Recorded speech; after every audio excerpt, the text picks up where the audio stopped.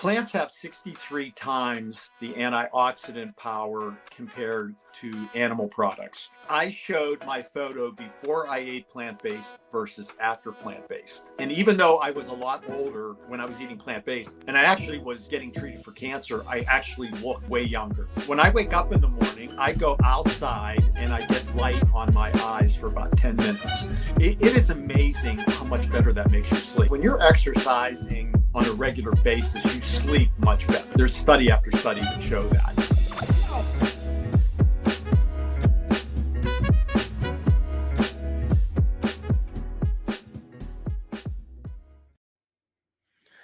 Hello, everybody. We have a truly exceptional guest today joining us, Dr. Dominic Brandy, a seasoned medical professional with over 4 decades of experience.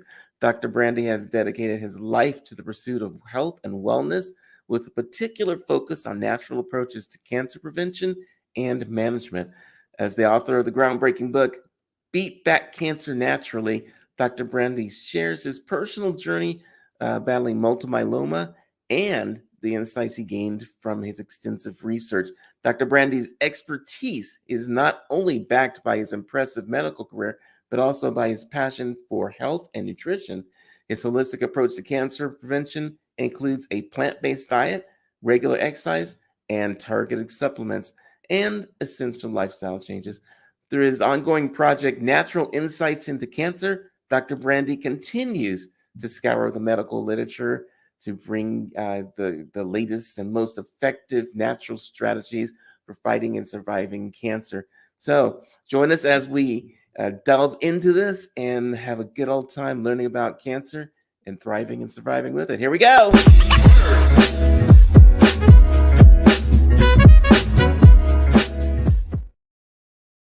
Dr. Brandy, I am excited to talk to you on the show. We talked before and I got into it. I loved it. And I just have more and more to ask you. How are you doing today? Hey, I'm doing great. Okay. Great to be here. Let's start with, I want people to know that you are an amazing writer, and they need to get your book later. And we're going to talk about that. We're going to talk to you about your experience.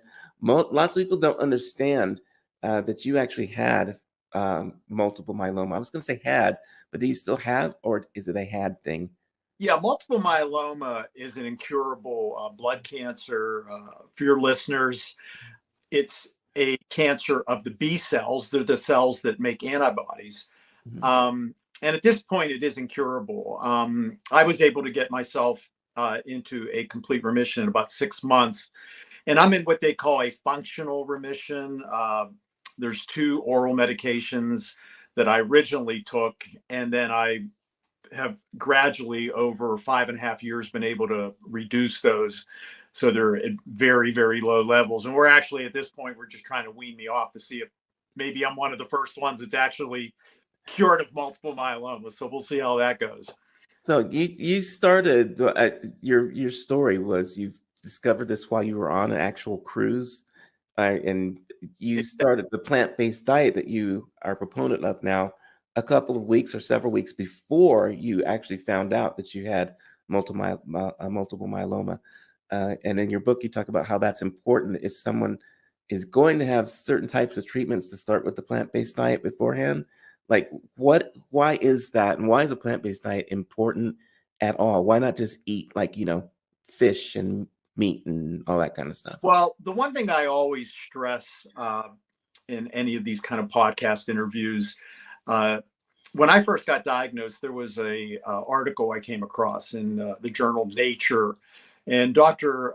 Nikhil Munchki, he's a famous myeloma researcher, MD, PhD, and he stated a statistic that really blew my mind. By the time you are diagnosed with multiple myeloma, you have about 5,000 DNA mutations in that cancer cell. And by the time you relapse, you're up to about 12,000. Wow. So, and a lot of that is most likely from the chemo drugs that people are taking, but also just through normal aging. Every day we get about 19,200 hits to our DNA. And thankfully, while we're sleeping, a lot of that DNA is repaired, but some of it doesn't. So when I'm counseling cancer patients, especially ones that are in remission, I mean, my job is to try to jack up the antioxidant content of their food, because antioxidants actually neutralize what are called free radicals. Free radicals are molecules that are really formed in the trillions every day by your mitochondria, and they damage cellular membranes. They cause DNA mutations. So the higher your antioxidant intake, the lower the free radical activity, and then the lower the DNA mutation damage and so forth. Plants have 63 times the antioxidant power compared to animal products, and especially processed food. That's probably the worst. Yeah. But so my job is, if somebody has cancer or they're in a remission, I really encourage them to try to go full whole food, plant-based if they can. If someone is in their 40s and they're healthy, I recommend more of a plant strong diet. The National Cancer Institute recommends 9 servings of fruits and vegetables for the prevention of cancer. And the way they came up with that recommendation is that the science shows over and over again that cultures and cohort research groups that eat more plant-based have much lower incidence of cancer. So, and 9 servings of fruits and vegetables might not sound like a lot. No, it sounds like a lot. Like, how do you Yeah. get 9 servings of vegetables, including breakfast? I mean, like there's an report. It's kind of a CDC report, and they did a study, and the average American only eats 1.8 servings of fruits and vegetables, and that's counting French fries as a vegetable. If I can get ketchup as a vegetable, I'm all about it. Yeah. So we're we're in bad shape. And then as far as fiber, that same CDC report showed that only 3% of Americans are hitting the 25 grams of fiber per day. In men, 30 to 50, 0% hit 25 grams of fiber, which is really a major issue. Now, I want to point something out here. I think that the diet that you're talking about that helps with cancer is something that people actually could do anyway and improve their health. Is that right? Absolutely. And it's really not that hard to do. I mean, one of the things that I really encourage patients to do is to try to eat, and I know you're going to think this sounds totally out in left field, 30 different plant foods per week. Now, that doesn't mean servings. So you could make a salad with 25 different plant foods in that.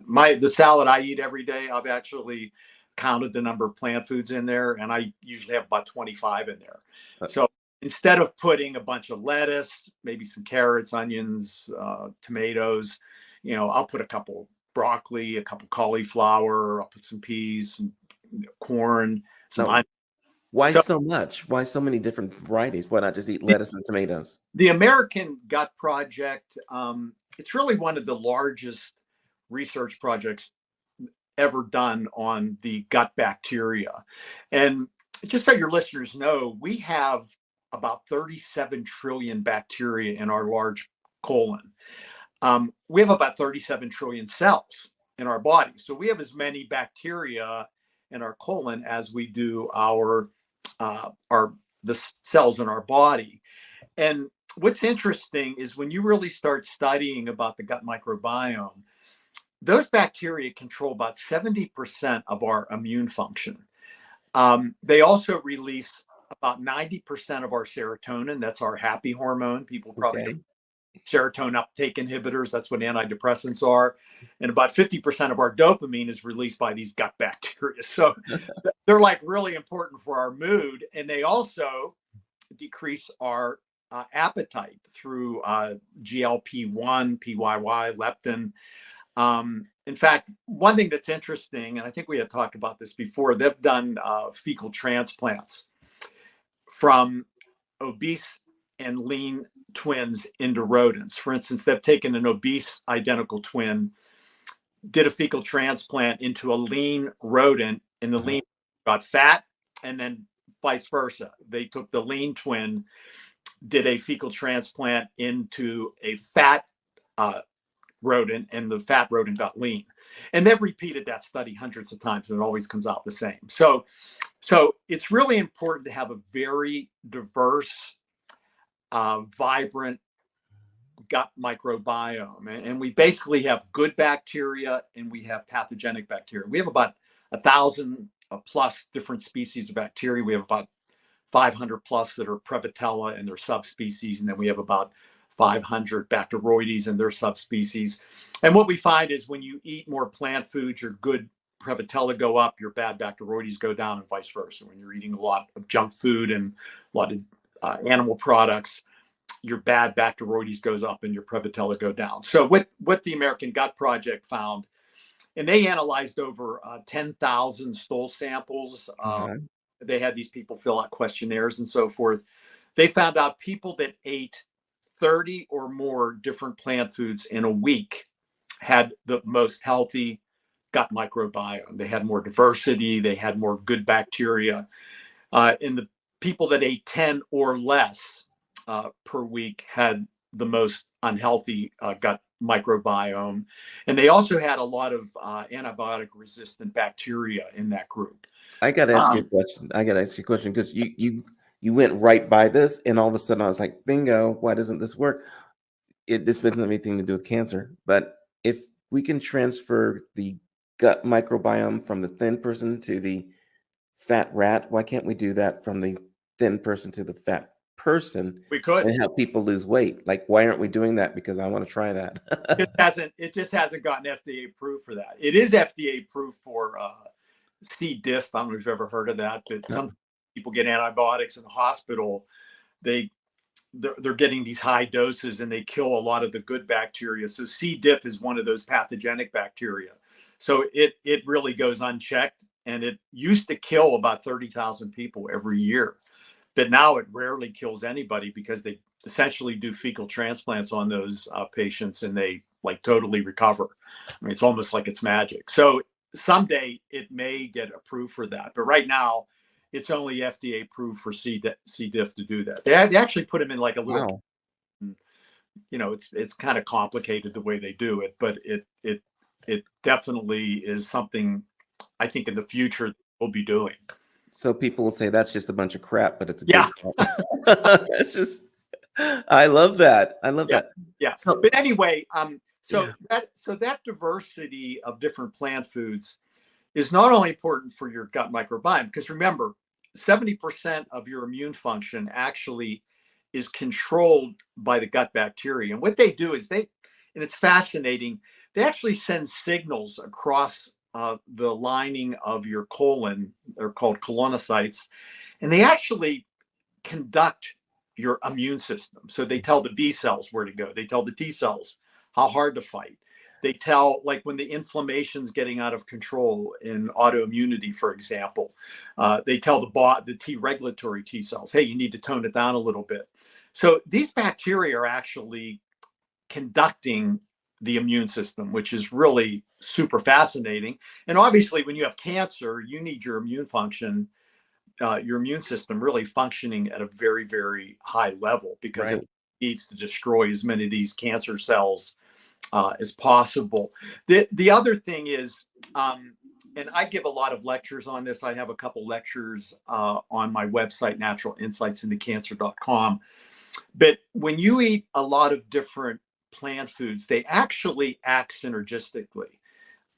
We know that we have over 100,000 plant chemicals in plant foods.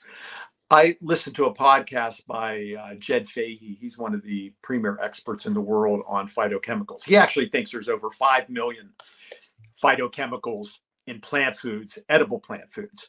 But we've only actually studied only about 150 of them. And when we study them consistently, they all have very potent antioxidant activity, anti-tumor activity, anti-inflammatory activity, and they have this amazing ability to affect the way the genes are expressed.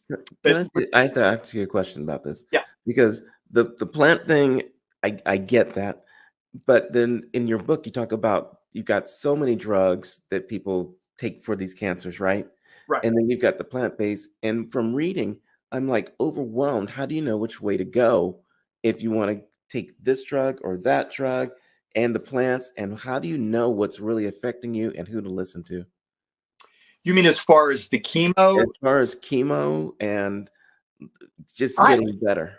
Yeah, what I usually recommend when I'm counseling cancer patients, Mhm. first off, the oncologist is running the conventional part of it, but I really try to give my patients some counsel on what kind of questions to ask the oncologist, because one thing I do strongly urge them to do is ask the oncologist if they can give you the lowest dose possible, because I think sometimes they really overdo it on the chemo, and it's almost like which one's going to kill you first, the chemo or the cancer. And also, if you give it what they call metronomically, it actually seems to work better with less side effects. So what that means is, instead of giving a giant dose every month, you give smaller doses every week, and they call that metronomic approach. And the reading that I've done and the study I've done shows that that actually works better than just getting a big dose every month. Mhm. And one of the reasons is the cancer, it's developing all these blood vessels so that it can spread. They call that angiogenesis.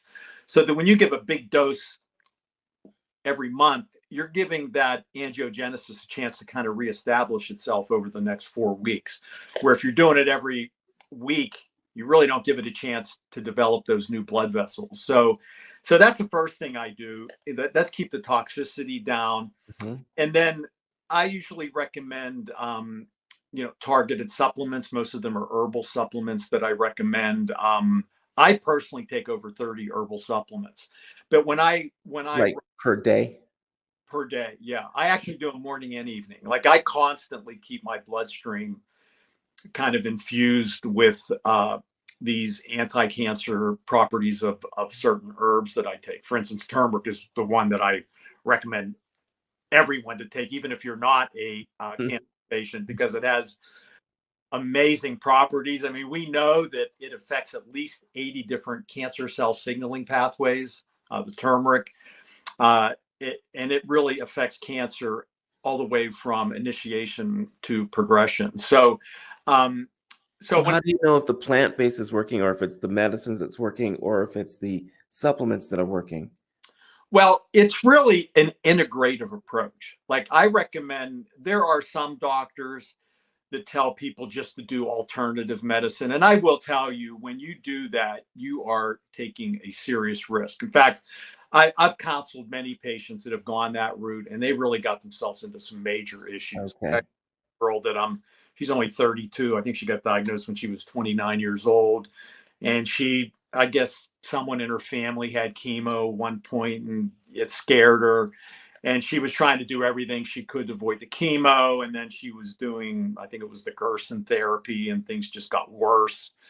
Then she tried another alternative and it even got further worse, and now it's to the point where she's almost into like a stage 3, and now she's doing conventional therapy. So a lot of times patients will get into problems because they really try to avoid conventional therapy. My personal feeling is you need to do conventional therapy, try to keep the dosage as low as you can, do it metronomically, but also do a plant-based diet, targeted supplements. And I have recommendations that I give each patient. It's kind of individualized.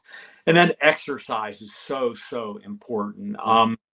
When you look at breast cancer, there's one study in my book that is really totally fascinating. They looked at women that got into remission. Women that just walked briskly for 30 minutes a day lowered their relapse rate by 24%. And then women that jogged 2/3 of a mile reduced their relapse rate by 40%. And then women that ran or jogged 2.3 miles per day actually lowered their chance of a relapse by 95%. Wow. Chemo drugs don't even do that. So, exercise has an amazing effect on cancer. It boosts your immune system. It lowers your inflammatory levels. It makes your innate antioxidant systems work a lot better. It makes you more insulin sensitive. And that's really important. You don't want to have insulin resistance, because when insulin accumulates at high levels in your blood, that is a very potent stimulator of cancer. Most people don't realize that insulin is actually one of the most powerful cancer growth stimulators in your body. So you definitely want to be insulin sensitive. You don't want to be insulin resistant.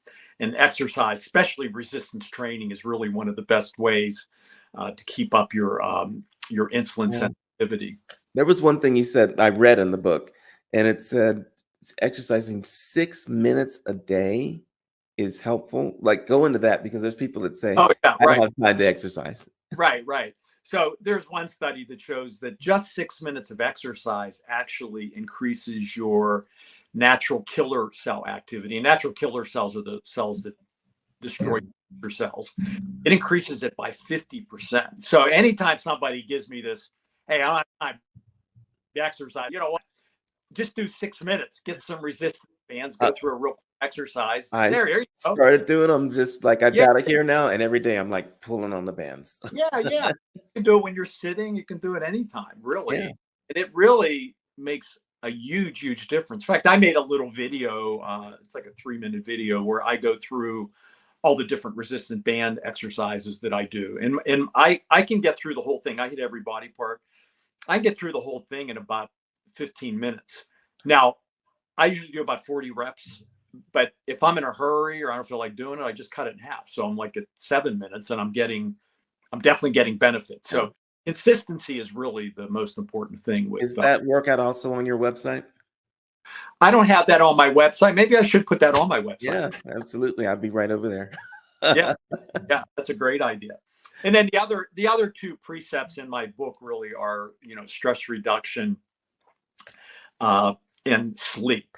And one of the reasons I think exercise is really the kingpin is because when you're exercising on a regular basis, you sleep much better.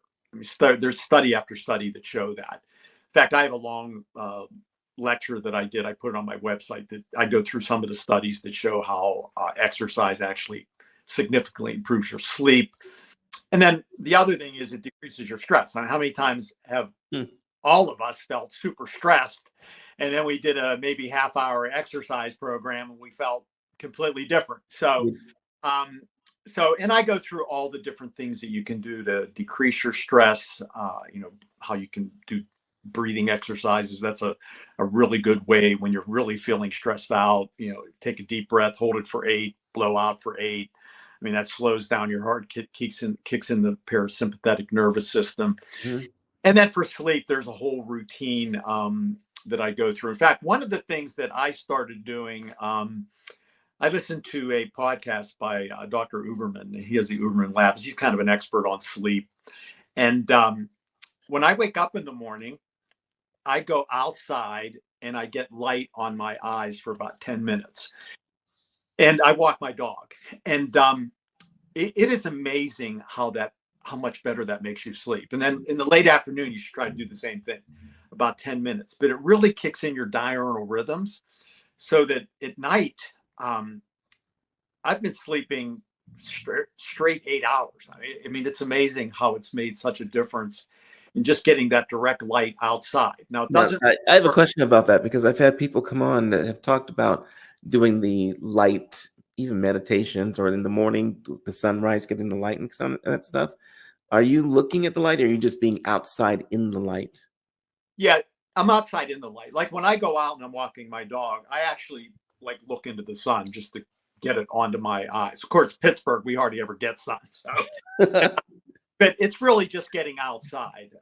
When I listened to Dr. Uberman, he said that it really doesn't work that well if you're inside. Like if you're, inside and it's through windows, you need to get outside and get that light on your eyes. But it really does make really an amazing difference in how well you sleep at night. It really has been life-changing for me as far as my sleep quality.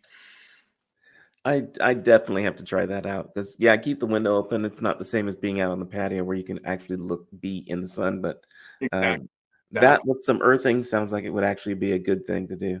So how do you know that all these things are working? How do you know which one is working? Because there's so many things that people are putting together, and it's just scary to go to the doctor and say, hit me up with this, that, and the other, and everyone has a different philosophy. Well, I mean, they all work synergistically. I think if you just take one independently, it's going to work, but it works better when you do all these things together. Cancer patients, I mean, they can look at their biomarkers. For instance, every month I go in for lab work. So there's a biomarker, for instance, called an M spike. And the M spike is actually indicative of there's a paraprotein that this cancer cell releases. So you keep track of that. There's something called the free kappa chains that you look at. That's another biomarker. If somebody has prostate cancer, they're looking at their PSA level. So there's different biomarkers that are followed in the blood. Mm-hmm. That as a cancer patient, you can follow that. Now, if you're not a cancer patient, there's a lot of other biomarkers. When people go eat more plant strong, they will notice significant changes in their total cholesterol, their bad cholesterol, their ApoB, their triglyceride levels, their blood pressures come down, their insulin sensitivity goes up. So that would be their fasting blood sugar, their hemoglobin A1C, like those things dramatically change. For me, for example, my total cholesterol was 198 when I started eating whole food plant-based. Remember, I started doing that 2 months before I even got diagnosed. Okay. Read a book by Dr. Michael Greger. It's called How Not to Die. So I didn't start eating whole food plant-based just because I had cancer. I started eating whole food plant-based just because the studies were showing over and over again that cultures in research cohort groups that eat more plant-based had lower cancer rates, cardiovascular disease, et cetera. So, but my cholesterol went from 198 all the way down to 124 total. And then my LDL, bad cholesterol started at about 127. It's down to like 64. And when you get under 70, I mean, you actually start getting reversal of arterial plaque in your arteries. It actually starts reversing rather than getting worse. When you're over 80, it'll continue to progress. The higher you get over 80, it'll progress more quickly. The average American has an LDL about 120 to 130. Mm-hmm. Really is not good. But there's a lot of biomarkers that you can easily track, and I test a lot of that in my through my website. I have if patients go on my website and they hit shop, then they hit nutrient monitoring. I actually do it through Quest. I chat with them first, see what's going on with their health, and then I send them the sheet. They take it to Quest.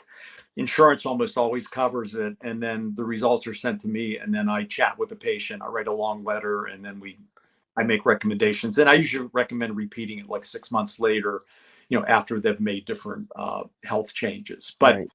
And you do this all online, right? So people. Yeah, I do everything virtually, and then I also do that for toxic chemicals in your body. There's a urine test I do through Great Plains Laboratory, and then I also have a test for the microbiome, the gut bacteria. That's through doctors' data. And basically, they send you this little kit. You do what they tell you, put this stool in this. It actually looks like, my wife and I were laughing because it looks like a little French fry. But you just follow the instructions, and then they send me the results. And it kind of gives you the diversity of the gut bacteria. And also if there's what they call dysbiosis, which would be a gut bacteria that's not very healthy. So it's really kind of interesting. So then the results of all these tests, we can look at them and say, okay, here's the bad levels you got. Here's the good levels you got. You need to change these things. And then you can help them by saying, try this, try this, try this. Absolutely. And then invariably, if they actually follow the program that I'm recommending for them, invariably their numbers get like much, much better. I mean, sometimes it's almost unbelievable how much improvement you can get, even like with what I showed you with my cholesterol levels and so forth. And in my situation, just kind of give you an idea, the average person with myeloma will relapse. There was a study in leukemia that kind of went over this. They'll usually relapse at about 2 years after they start treatment. I'm like 5.5 years out, and I still haven't relapsed. I don't plan on it because it's really a lot of what I'm doing. So I'm doing a conventional approach, but I'm also doing the target supplements, plant-based diet, stress reduction, getting good quality sleep. so I'm doing, and the other thing that I actually do that I do think is important is time restricted eating. So I eat all of my food within an 8-hour window. And there are studies that show that. There was one that's actually in my book. It was one of the first studies on this in relationship to cancer. And they looked at breast cancer patients. It broke them into two groups: those that fasted 13 hours or more per day, and those that fasted 13 hours or less per day. And the ones that fasted 13 hours or more had a 36% reduction in relapse rates. So I do think trying to eat your food within an 8-hour window does have a lot of benefits in regard to cancer, but also they find people that do that actually lose weight too. So I've been doing the intermittent fasting, and it's like easy to do if you hit that 12 o'clock to 8 o'clock at night thing. It's not even an issue. You can do it easily. Yeah, I think that's what I do. I do 12 to 8. I mean, the studies show that it's actually better to do it like to eat your dinner, finish maybe at 6 rather than 8. And even if you do, the one study that recently came out showed that if you finish your dinner at 4, but I can't do that. I can't do that. Yeah. Into my schedule. So so for me, I eat all of my food from noon. Mhm. Then I eat I usually have some watermelon and pineapple at 8 o'clock because it is alkalinizing. That's the other thing I really try to get all my patients to do, is really try to alkalinize their pH, try to keep it leaning toward 7.45, because studies do show that cancer really does struggle in a more alkaline microenvironment. It just doesn't do well. It doesn't metastasize as well. Mhm. So I have this special chart. It's in my book. When I do a consult, I send them a really nice color chart that I have. I tell them to put it on your refrigerator. Try to start with maybe 70% on the alkaline side, 30% on the acidic side. And then there's a urine pH strip that I have them use every morning. They kind of pee on it, and it tells them what their urine pH is. So I like them to keep it between 6.5 and 7.5.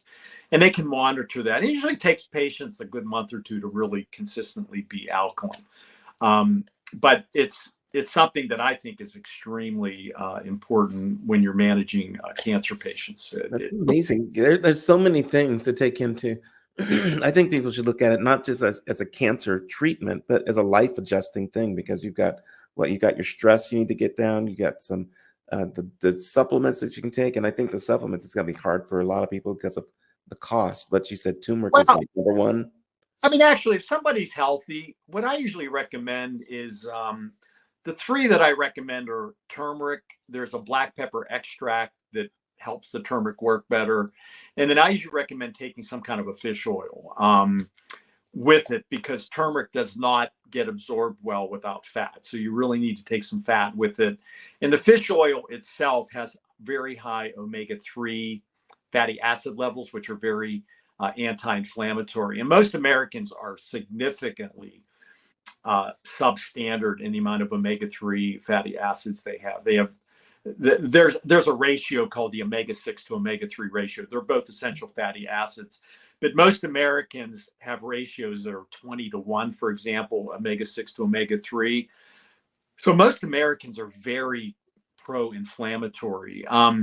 When you change your diet, and the fish oil really does help. Like, for instance, my omega-6 to omega-3 ratio is 1.9 to 1 last time I checked it. So, and that's where I try to keep it about 2 to 1. I think that's the most ideal. And I'm 70 years old, and I don't have a pain in my body. I was just talking to one of my friends. He's 75, and he's got pains, knee replacements, hip replacements, and I don't have a single pain in my body. If anyone had asked me how old is Dr. Brandy, I literally would have said he's like maybe 50 something, maybe. I get that a lot from people, but a lot of it, I will tell you, I posted. It was probably about 3 years ago on my Instagram site, right? I went in for my license photo, and I showed my photo before I ate plant-based versus after plant-based. And even though I was a lot older when I was eating plant-based, and I actually was getting treated for cancer, I actually looked way younger. on the second photo, on the after photo. I Well, mean, you had me eating carrots last night, and I, it's good. Hey, that's good. I'm gonna get some broccoli and some cauliflower today, and just leave it here on the desk for snacks. There you go. So Hey, that, hey, one thing I must warn your listeners, though, when you do change to eating more plant-based, you may have to go a little bit easy because, you might get a little bit of like, not little bit, you might get a lot of gas, for example, or you might have a little bit of GI upset. So it's what I usually recommend is maybe start with your breakfast, maybe do like some steel cut oats with some berries on it, some soy milk, and okay. learn. Like I send my patients probably about 20 different cookbooks. The Blue Zone's kitchen cookbook is an excellent one. It has some great soups in there and really great recipes. But I tell them, you know what?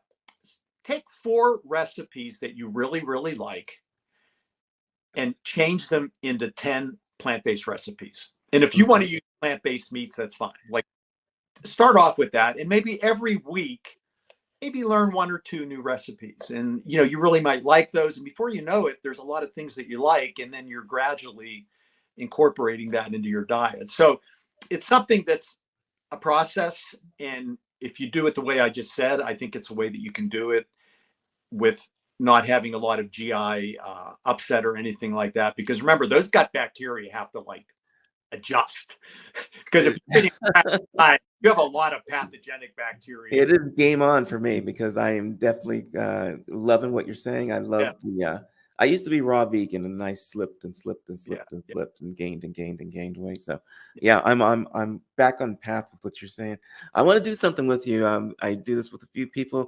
I'm going to play a little game we call this or that, Okay, and what we're going to do is like learn some ins and outs of Dr. Brandy, okay, something that we usually don't do. I'm going to give you 2 choices. You can choose one or the other. You can't choose neither or both. okay. If you have to explain yourself, we can Do I we have to can allow that too. oh, What's that? do I explain myself or just say what it is? Just say what it is. But Okay, if you get one that's like way too hard, okay. we definitely can explain it. So, would you rather climb a mountain or run a marathon for cancer awareness? Would I rather what? Climb a mountain or run a marathon? Climb a mountain. Would you? Okay. How about, do you prefer early morning workouts or late night work to maintain your health? Early morning for sure. Okay. For a superfood, would you choose blueberries or kale? Blueberries. Yeah, I like blueberries better than kale too. Yeah, kale. I like kale, but it's a lot of people don't like kale. Yeah, it's hard. Yeah. Yeah, you have to know how to prepare it. I mean, there's Yes, you do. special Yeah, ways you really have to know how to like make it yeah. taste. Which is more important, has a bigger impact on overall health, diet or exercise? The diet. Diet. Okay. Yeah. That makes a lot of people happy to hear, I'm telling you. Um, but, in cancer prevention, would you prioritize reducing stress or improving sleep quality? Decreasing stress, because if you're stressed, you're probably not going to sleep well. Okay, that makes a lot of sense. Yeah. I've recently gotten back into trying some meditation in the morning, so that helps also. Yeah. Um, Let me see. To promote your book, and I love your book. It is better than some murder mysteries that I've read. Oh, Um, would you prefer hosting a podcast or starting a YouTube channel? Just a fun one. probably starting a YouTube channel, which I do have, but I think having a podcast like you, I think that's a lot of work. It is a lot of work. Yeah. Yes, Caden, it is a lot of work. If you could only recommend one type of exercise for cancer prevention, would it be yoga or swimming? I would say swimming. Okay. Um, if you could choose between conducting research on natural cancer treatments or working directly with patients, which would it be? I like to work directly with patients, Okay. like the interaction. Okay. If you could only choose one, would you promote meditation or regular exercise for stress reduction? Regular exercise, stress. Yeah. I got to tell you, these bands are the best thing that I have discovered in I don't know how long, because you can Huh. just sit here and just do exercises with them. It's like, you're definitely, because that most people don't realize as you get older, you lose about 1% of your muscle mass if you're not doing some kind of resistance training. And that's people need to realize as you get older, if you get a hip fracture because your legs are weak, whatever, Mhm. really within a year, I mean, you have about a 50% chance of dying. I mean, it's Wow. sentence if you get a hip fracture at an older age. So really keeping strength in your muscles, like doing squats, is really important. If a lot of people go to single level homes, but it's really good to have steps, because as you go up Wow. steps, Good point there. Good point. I got two more for you. So, yeah, for a healthy snack, would you pick a handful of nuts or a fresh fruit smoothie? I would go with the nuts. Nuts are easy. You can just Yeah, eat them all day long. And then, what do you think's more important, plant-based diet or the supplements? I think the plant-based diet's definitely more important than the Yeah. supplement, for sure. That is awesome. This has been an amazing conversation with you, by the way. I just have loved sitting here, just listening to your advice. Reading your book was excellent. And anyone who really wants to, if you've got cancer or whatever there, get the book. Um, but it's worth reading regardless because it is so insightful. And I really enjoyed it. People can stay in touch with you at your natural insights into cancer.com. That's your website. Right. And then you're all over the web. We got you on Instagram, YouTube, and TikTok at Cancer Veggie Doc. Yep. Okay. And you're on Facebook and TikTok, yay, as Dominic Brandy. So, Dr. Brandy, I'm going to leave this up so people can write it down and really get in touch with you. I love what you're doing. I will be following you, reading the rest of the book, and Okay. hopefully we'll stay in touch. Okay, Michael. Hey, it was great chatting with you. It is awesome. Thank you so much. And for everybody else, we'll see you in the future. Bye bye.